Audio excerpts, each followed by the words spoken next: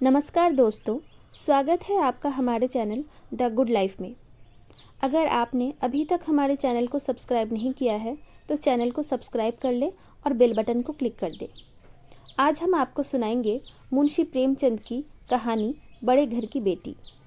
मुंशी प्रेमचंद हिंदी और उर्दू के महान कथाकार थे, जिन्हें कहानी सम्राट के नाम से भी जाना जाता है। उनका जन्म 31 जुलाई 1880 के बनारस के पास हुआ था। प्रेमचंद ने सामाजिक, आर्थिक, राजनीतिक मुद्दों को अपनी कहानियों और उपन्यासों में सजीव रूप से प्रस्तुत किया है। उनकी रचनाएं आम आदमी की पीड़ाओं, संघर्ष को दर्शाती हैं। गोदान, गबन, निर्मला, कफन, बड़े घर की बेटी जैसी कृतियां आज भी प्रासंगिक है। वे यथार्थवादी साहित्य के प्रमुख स्तंभ माने जाते हैं। तो चलिए शुरू करते हैं हमारी आज की कहानी बड़े घर की बेटी। बेनी माधव सिंह गौरीपुर गांव के जमींदार और नंबरदार थे। उनके पितामह किसी समय बड़े धन धान्य संपन्न थे। गांव का पक्का तालाब और मंदिर, जिनकी अब मरम्मत भी मुश्किल थी, उन्हीं की कीर्ति स्तंभ थे। कहते हैं इस दरवाजे पर हाथी झूमता था, अब उसकी जगह एक बूढ़ी भैंस थी, जिसके शरीर में अस्थि पंजर के सिवा और कुछ शेष न रहता, पर शायद दूध बहुत देती थी, क्योंकि एक न एक आदमी हाड़ी लिए उसके सिर पर सवार ही रहता था। बेनी माधव सिंह अपनी आधी से आधी संपत्ति वकीलों को भेंट कर चुके थे। उनकी वर्तमान आय 1000 रुपये वार्षिक से अधिक न थी। ठाकुर साहब के 2 बेटे थे। बड़े का नाम श्रीकंठ सिंह था।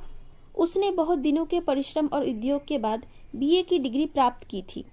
अब एक दफ्तर में नौकर था। छोटा लड़का लाल बिहारी सिंह दोहरे बदन का सजीला जवान था। भरा हुआ मुखड़ा, चौड़ी छाती, भैंस के 2 सेर ताज़ा दूध वह उठकर सवेरे पी जाता था। श्रीकंठ सिंह की दशा बिल्कुल विपरीत थी। इन नेत्रप्रिय गुणों को उन्होंने बीए इन्हीं 2 अक्षरों पर न्यौछावर कर दिया था। इन 2 अक्षरों ने उनके शरीर को निर्बल और चेहरे को कांतिहीन बना दिया था। इसी से वैद्यक ग्रंथों पर उनका विशेष प्रेम था। आयुर्वेदिक औषधियों पर उनका अधिक विश्वास था। शाम सवेरे उनके कमरे से प्राय खरल की सुरीली कर्णमधुर ध्वनि सुनाई दिया करती थी। लाहौर और कलकत्ते के वैद्यों से बड़ी लिखा पड़ी रहती थी। श्रीकंठ इस अंग्रेजी डिग्री के अधिपति होने पर भी अंग्रेजी सामाजिक प्रथाओं को विशेष प्रेम नहीं करते थे, बल्कि वह बहुधा बड़े जोर से उनकी निंदा और तिरस्कार किया करते थे। इसी गांव में उनका बड़ा सम्मान था। दशहरे के दिन वह बड़े उत्साह से रामलीला में सम्मिलित होते थे और स्वयं किसी न किसी पात्र का पार्ट लेते थे। गौरीपुर में रामलीला के वही जन्मदाता थे। प्राचीन हिंदू सभ्यता का गुणगान उनकी धार्मिकता का प्रधान अंग था। सम्मिलित कुटुंब के तो वह एकमात्र उपासक थे। आजकल स्त्रियों को कुटुंब में मिलजुल कर रहने की जो अरुचि होती है, उसे वह जाति और देश दोनों के लिए हानिकारक समझते थे। यही कारण था कि गांव की ललनाएं उनकी निंदक थीं। कोई कोई तो उन्हें अपना शत्रु समझने में भी संकोच न करती थी। स्वयं को उनकी पत्नी को ही इस विषय में उनसे विरोध था। यह इसलिए नहीं कि उसे अपने सास ससुर, देवर जेठ या आदि से घृणा थी, बल्कि उसका विचार था कि यदि बहुत कुछ सहने और तरह देने पर भी परिवार के साथ निर्वाह न हो सके, तो आए दिन की कलह से जीवन को कष्ट करने की अपेक्षा यही उत्तम है कि अपनी खिचड़ी अलग पकाई जाए। आनंदी एक बड़े उच्च कुल की लड़की थी। उसके बाप एक छोटी सी रिसायत के ताल्लुकेदार थे। विशाल भवन, 1 हाथी, 3 कुत्ते, बाज, बहरी, शिकरे, झाड़, फानूस, ऑनरेरी मजिस्ट्रेटी और ऋण, जो एक प्रतिष्ठित ताल्लुकेदार के भोग्य पदार्थ हैं, सभी यहाँ विद्यमान थे। नाम था भूप सिंह। बड़े उदार चित्त और प्रतिभाशाली पुरुष थे, पर दुर्भाग्य से लड़का एक भी न था। 7 लड़कियां हुई और देवयोग से सबकी सब जीवित रही। पहली उमंग में तो उन्होंने 3 ब्याह दिल खोल कर किए, पर 15-20 हजार रुपयों का कर्ज सिर पर हो गया तो आंखें खुली, हाथ समेट लिया। आनंदी चौथी लड़की थी। वह अपनी सब बहनों से अधिक रूपवती और गुणवती थी। इससे ठाकुर भूप सिंह उसे बहुत प्यार करते थे। सुंदर संतान को कदाचित उसके माता पिता भी अधिक चाहते हैं। ठाकुर साहब बड़े धर्म संकट में थे कि इसका विवाह कहाँ करें। ना तो यही चाहते थे कि ऋण का बोझ पड़े और ना यही स्वीकार था कि उसे अपने को भाग्यहीन समझना पड़े। एक दिन श्रीकंठ उनके पास किसी चंदे का रुपया मांगने आया। शायद नगरी प्रचार का चंदा था। भूप सिंह उनके स्वभाव पर रीझ गए और धूमधाम से श्रीकंठ सिंह का विवाह आनंदी के साथ हो गया। आनंदी अपने नए घर में आई तो यहाँ का रंग ढंग कुछ और ही देखा। जिस टीम टाम की उसने बचपन से ही आदत पड़ी हुई थी, वहाँ यहाँ कोई नाम मात्र भी न था। हाथी घोड़ों का तो कहना ही क्या, कोई सजी हुई सुंदर बहली तक न थी। रेशमी स्लीपर साथ लाई थी, पर यहाँ बाग कहाँ।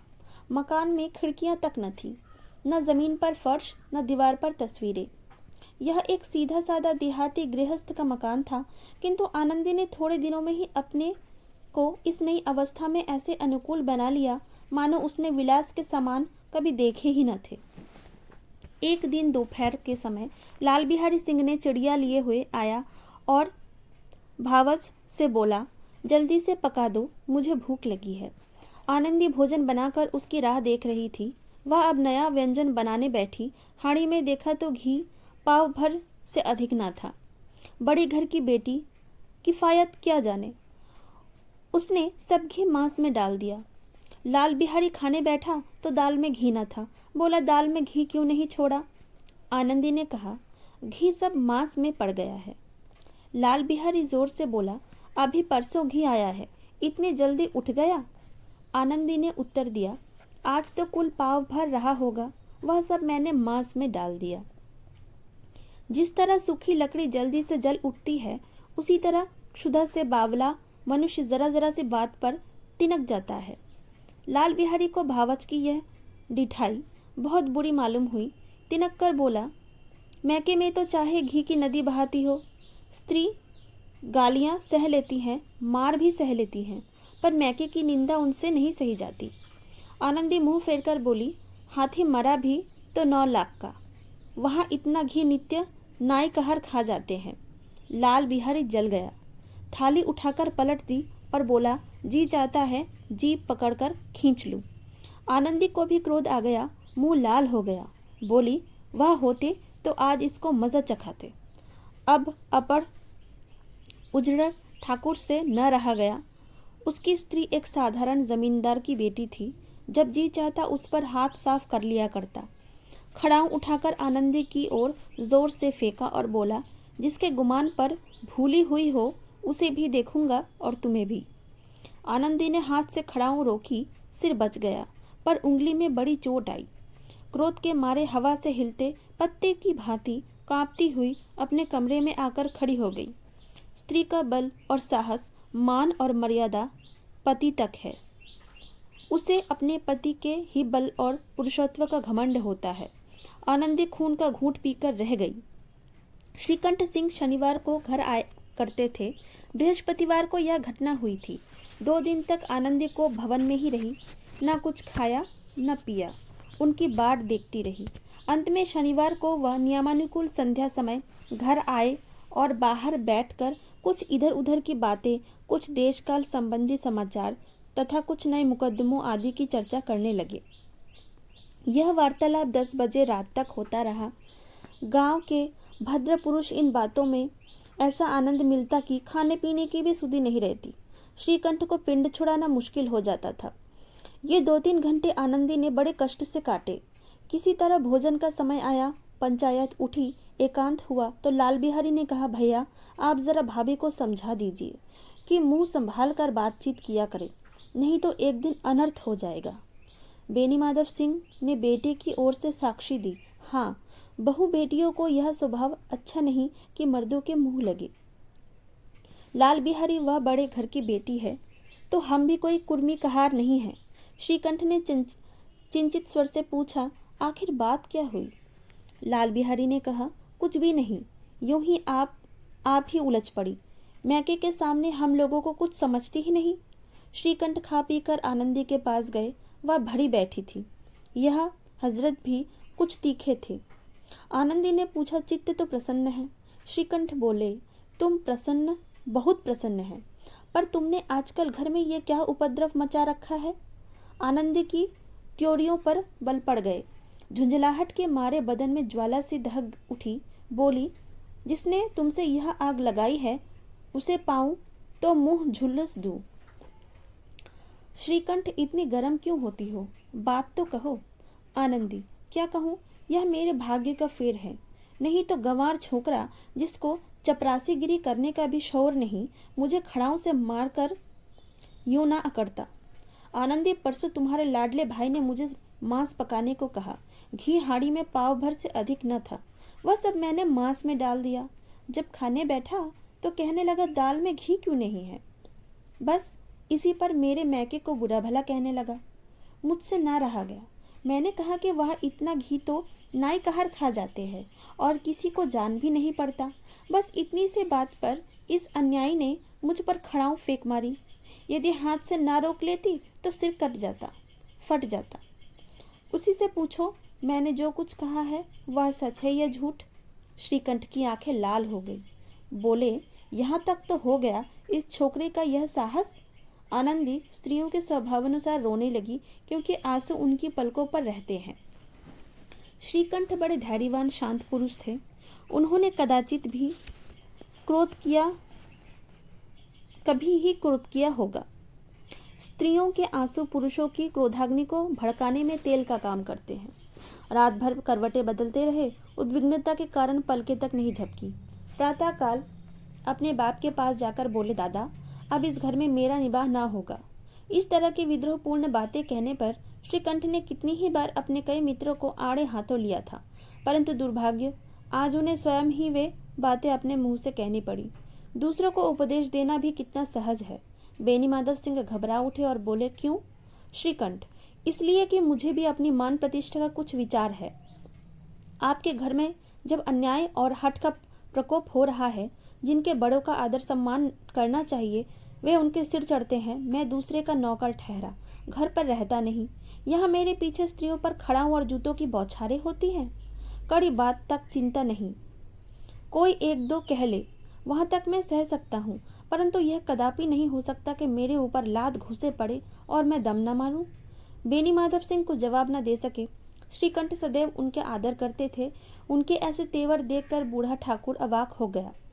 केवल इतना ही बोला, बेटा, तुम बुद्धिमान हो। बुद्धिमान होकर ऐसी बातें करते हो? स्त्रियां इस तरह घर का नाश कर देती हैं। उनको बहुत सिर चढ़ाना अच्छा नहीं। श्रीकंठ, इतना मैं जानता हूँ, आपके आशीर्वाद से ऐसा मूर्ख नहीं हूँ। आप स्वयं जानते हैं कि मेरे ही समझाने बुझाने से इसी गांव में कई घर संभल गए। पर जिस स्त्री की मान प्रतिष्ठा का मैं ईश्वर के दरबार में उत्तरदाता हूँ, उसके प्रति ऐसा घोर अन्याय और पशुवत व्यवहार मुझे असह्य है। आप सच मानिए, मेरे लिए यह कुछ कम नहीं है कि लाल बिहारी को कुछ दंड नहीं देता। अब बेनी माधव सिंह भी गरमाए, ऐसी बातें और न सुन सके। बोले, लाल बिहारी तुम्हारा भाई है, उससे जब कभी भूल चूक हो गई हो उसके कान पकड़ो। लेकिन श्रीकंठ, लाल बिहारी को मैं अपना भाई अब नहीं समझता। बेनी माधव सिंह, स्त्री के पीछे? श्रीकंठ, जी नहीं, उसकी क्रूरता और अविवेक के कारण। दोनों कुछ देर चुप रहे। ठाकुर साहब लड़के का क्रोध शांत करना चाहते थे, लेकिन यह नहीं स्वीकार करना चाहते थे कि लाल बिहारी ने कोई अनुचित काम नहीं किया है। इसी बीच गांव में कई सज्जन हुक्के चिलम के बहाने वहां आ बैठे। कई स्त्रियों ने जब यह सुना कि श्रीकंठ की पत्नी के पीछे पिता से लड़ने को तैयार है तो उन्हें बहुत हर्ष हुआ। दोनों पक्षों को मधुर वाणियां सुनने के लिए उनकी आत्माएं तिलमिलाने लगी। गांव में कुछ ऐसे कुटिल मनुष्य भी थे जो इस कुल की नीतिपूर्ण गति पर मन ही मन जलते थे। वे कहा करते थे कि श्रीकंठ अपने बाप से दबता है, इसलिए वह दब्बू है। उसने विद्या पढ़ी, इसलिए वह किताबों का कीड़ा है। बेनी माधव सिंह उसकी सलाह के बिना कोई काम नहीं करते। यह उनकी मूर्खता है। यह महानुभावों की शुभकामनाएं आज पूरी होती दिखाई दी। कोई हुक्का पीने के बहाने और कोई लगान की रसीद दिखाने आ बैठा।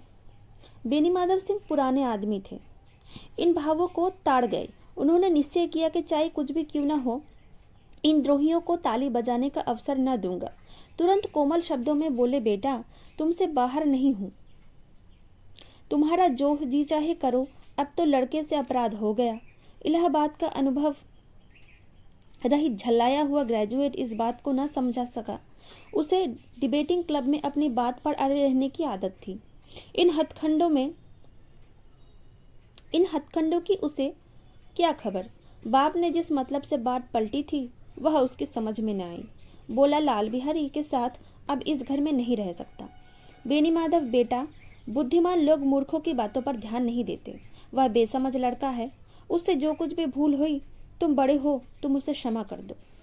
श्रीकंठ उसकी इस दुष्टता को मैं कदापि सहन नहीं कर सकता। या तो वह घर में रहेगा या तो मैं। आपको यदि वह अधिक प्यारा है तो मुझे विदा कर दीजिए, मैं अपना भार अपने आप संभाल लूंगा। यदि मुझे रखना चाहते हैं तो उससे कहिए जहाँ चाहे वहाँ चला जाए। बस यह मेरा अंतिम निश्चय है। लाल बिहारी सिंह दरवाजे की चौखट पर चुपचाप खड़ा बड़े भाई की बातें सुन रहा था। वह उनका बहुत आदर करता था। उसे कभी इतना साहस न हुआ था कि श्रीकंठ के सामने चारपाई पर बैठ जाए, हुक्का पी ले या पान खा ले। बाप का भी वह इतना मान न करता था। श्रीकंठ का भी उस पर हार्दिक स्नेह था। अपने लिए कोई न कोई वस्तु अपने होश में उन्होंने कहीं कभी उसे घुड़का तक न था। जब वह इलाहाबाद से आते थे तो उसके लिए कोई न कोई वस्तु अवश्य लाते। मुकद्दर की जोड़ी उन्होंने ही बनवा दी थी। पिछले साल जब उन्हें अपने ड्योढ़े जवान की नागपंचमी के दिन दंगल में पछाड़ दिया तो उन्होंने पुलकित होकर अखाड़े में ही जाकर उसे गले से लगा लिया था। 5 रुपए भी पैसे लुटाए थे। ऐसे भाई के मुंह से आज ऐसे हृदय विदारक बात सुनकर लाल बिहारी की बड़ी ग्लानि हुई। वह फूट फूट कर रोने लगा।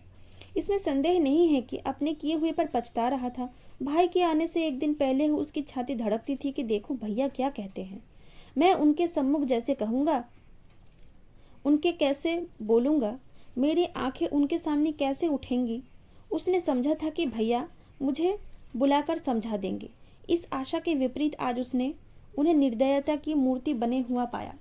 वह मूर्ख था, परंतु उसका मन कहता था कि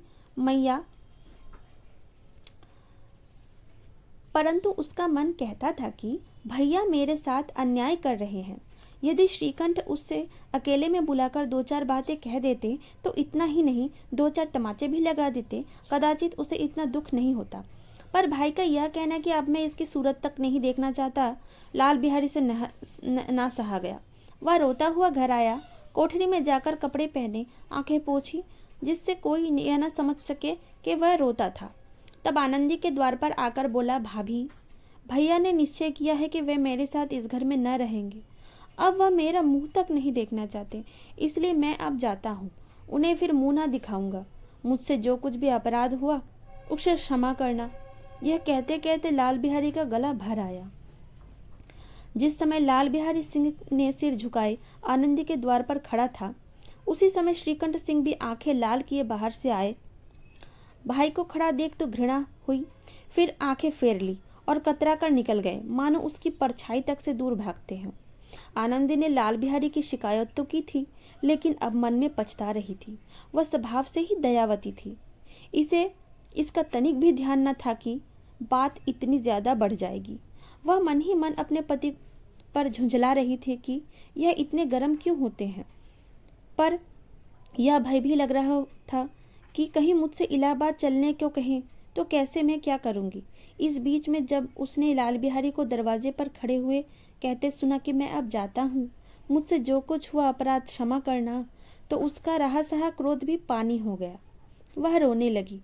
मन का मैल धोने के लिए नयन जल से उपयुक्त श्री और कोई वस्तु नहीं है। श्रीकंठ को देखकर आनंदी ने कहा, लाल बाहर खड़े हुए बहुत रो रहे हैं। श्रीकंठ, तो मैं क्या करूं? आनंदी, भीतर बुला लो। मेरी जीभ में आग लगे, मैंने कहाँ से ये झगड़ा उठाया। श्रीकंठ, मैं ना बुलाऊंगा। आनंदी, पछताओगे, उन्हें बहुत ग्लानि हो गई, ऐसा ना हो, कहीं चल न दे। श्रीकंठ ना उठे। इतने में लाल बिहारी ने फिर कहा, भाभी, भैया से मेरा प्रणाम कह दो। वह मेरा मुंह नहीं देखना चाहते, इसलिए मैं अपना मुंह उनको नहीं दिखाऊंगा। लाल बिहारी इतना कहकर लौट पड़ा और शीघ्रता से दरवाजे की ओर बढ़ा। अंत में आनंदी कमरे से निकली और उसका हाथ पकड़ लिया। लाल बिहारी के पीछे फिरकर देखा और आंखों में आंसू भरे बोला, मुझे जाने दो। आनंदी, कहाँ जाते हो? लाल बिहारी, जहाँ कोई मेरा मुंह ना देखे। आनंदी, मैं न जाने दूंगी। लाल बिहारी, मैं तुम लोगों के साथ रहने के योग्य नहीं हूँ। आनंदी, तुम्हें मेरी सौगंध, अब एक पग भी आगे न बढ़ाना। लाल बिहारी, जब तक मुझे यह मालूम न हो जाए कि भैया का मन मेरी तरफ से साफ हो गया, तब तक मैं इस घर में कदापि न रहूँगा।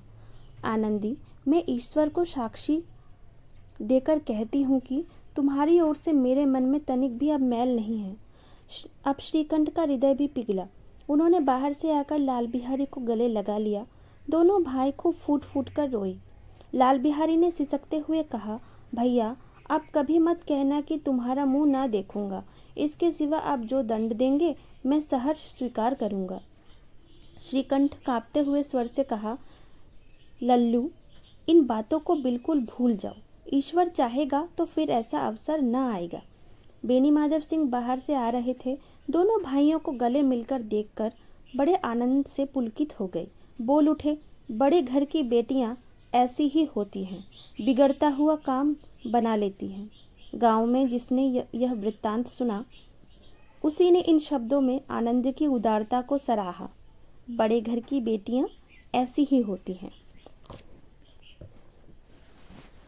यदि आपको हमारी ये कहानी पसंद आई हो तो हमारे चैनल को सब्सक्राइब कर लें, लाइक करें और ये स्टोरी उन लोगों के साथ भी शेयर करें जिनको कहानियाँ सुनना पसंद है।